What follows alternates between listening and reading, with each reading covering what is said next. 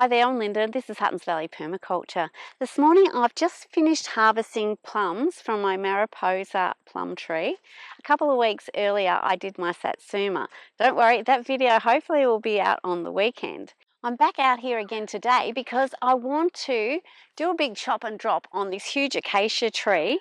It's really got big and it's impacting on my two plum trees. I've been waiting for my plums to ripen and be harvested before attempting to cut this down because I thought maybe the birds would see the plums a little bit more without this coverage on it. So I'm safe to go now. It's a bit unfortunate because the wattle is just in bloom at the moment, but there's plenty of other wattles in bloom around the place, and there's lots of other flowering plants at the moment for my bees as well. Now, acacias aren't a tree that coppers well. I have tried to do it in the past and you can see how that went. Today I'm going to take down a lot of these branches, but I will try and leave some leaf on the tree. I would like it still to survive, but if it doesn't, there's another little acacia growing there. And I do have some seedlings that I can put into the ground to replace it. But I'd prefer this tree just to kind of re-sprout from where I've cut it. But we'll see how we go. With cutting this tree down, there are a few other plants that I have to be mindful of so that we don't squash them and break them. There's lots of currant plants that I planted around here, as well as some Jerusalem artichokes that are here for their flowers. We'll be sure not to step on any or squash them with the falling branches. I'm going to start by giving plenty of space to my Satsuma plum by just cutting off a couple of these limbs here.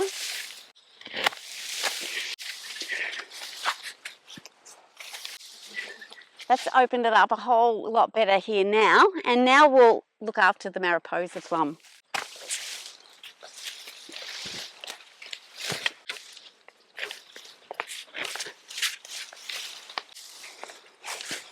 I'll be chopping everything that I need to before dealing with all the branches.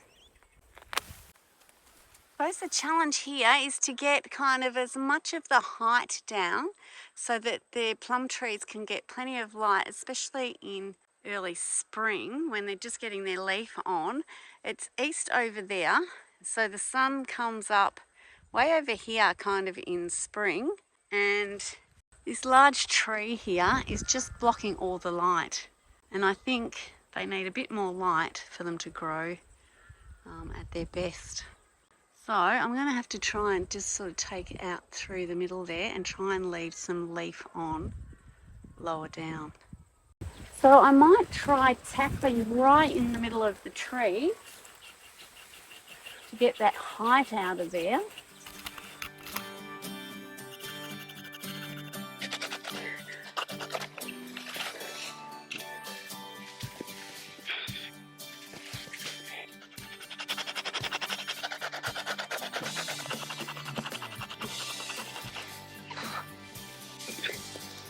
Well, we're getting there. I think I need to take out this one here, and then there's another one kind of going up there, and see what that does.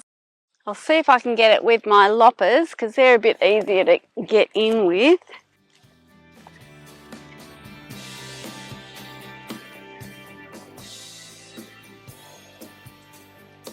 Oh.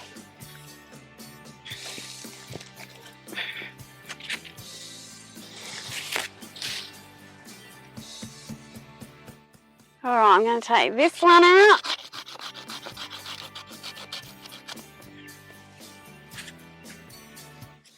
And I think I'll take this one out. I'll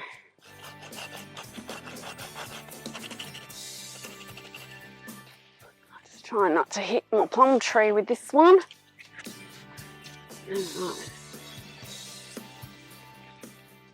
You can see there the impact that this acacia has had on my plum tree.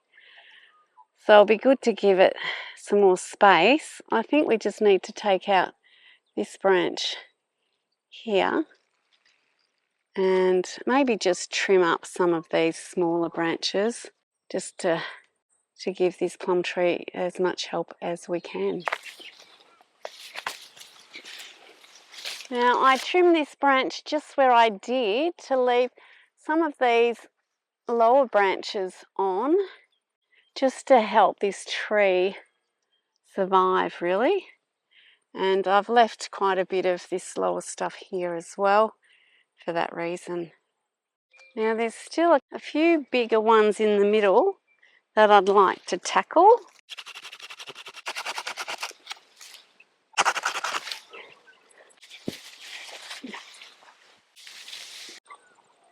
Now I think we'll keep going with there and that other sort of tall one just in the middle there. A bit like when you use a chainsaw, you really don't want your equipment stuck in the tree. I've got the weight of the branch on my little saw, so I'll have to come up with something to get that out.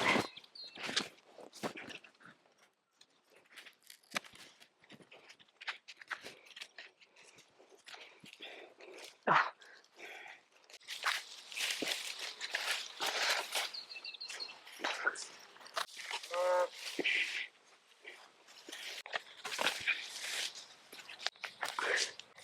Now it's not quite an even haircut, but I'm going to leave these branches here for the tree survival, and they're not going to impact too much on my plum trees. This Mariposa plum has got plenty of light and space now, and I've left plenty, I hope, for the Acacia to survive on that side. With my Satsuma plum, it should be right with what's overhanging there. It's not really going to reach that this year, so I'll leave that for the moment. We've really taken out the middle of this tree. And on the pasture side, there is a bit still overhanging. That little bit will provide some shade to my sheep who like to sit right against this swale when it's sunny, because it does provide a little bit of shade. So I'll leave that there for them. But I think that has helped the two plum trees enormously. But while I'm here, I'm going to assess the Tagasasti here and maybe take out the top of this tree as well, just so we can say the job's been done properly. Got a bit of an audience over there today. All right, let's see if I can get this one down without getting stuck in it.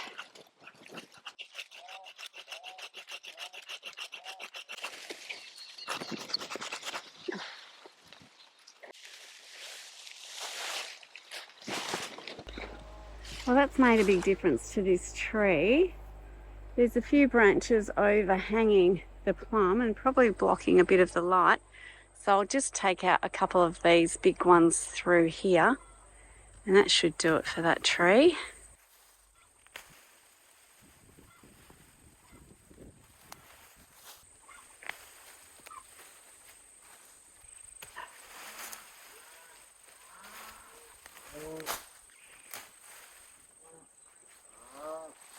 Happy with that tree now. That just leaves us with this Tagasasti, which I think I'm just going to take out these two branches here. Okay, one more. That already feels heaps better for these two trees.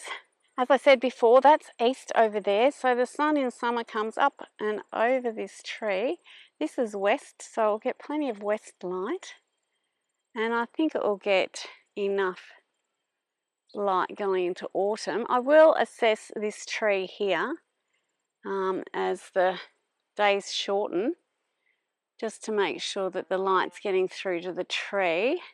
In winter it doesn't matter, of course, because it's deciduous and won't have any leaves, but until it loses its leaves, I'd like as much sun on it and its neighbour over here as well. This Tagasasti on the southeast side of my Mariposa looks like it's not travelling so well. Sometimes the trunks rot a little bit when it's been really wet, and it's certainly been very wet well, certainly through spring, and we've had a dry January, but we've had a bit of rain lately. So that might have impacted the Tagasaceae. So I'm not going to worry about that too much because I don't think it's really going to grow that much to impact at this point. So that just leaves chopping up all these branches and leaving them in place around these trees.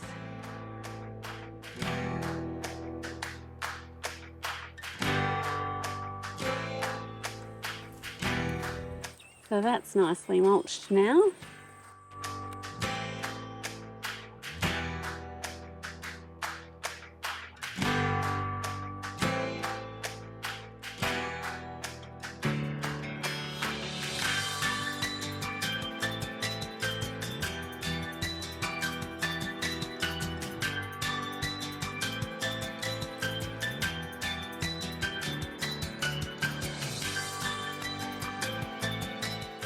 Heaps of biomass donated by this tree and a bit from the other two.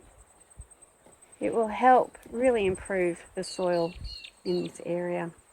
Well, that was a much needed chop and drop for this acacia tree. I think we've been able to give plenty of space to these plum trees now while still preserving, hopefully, the acacia with a little bit of foliage on it.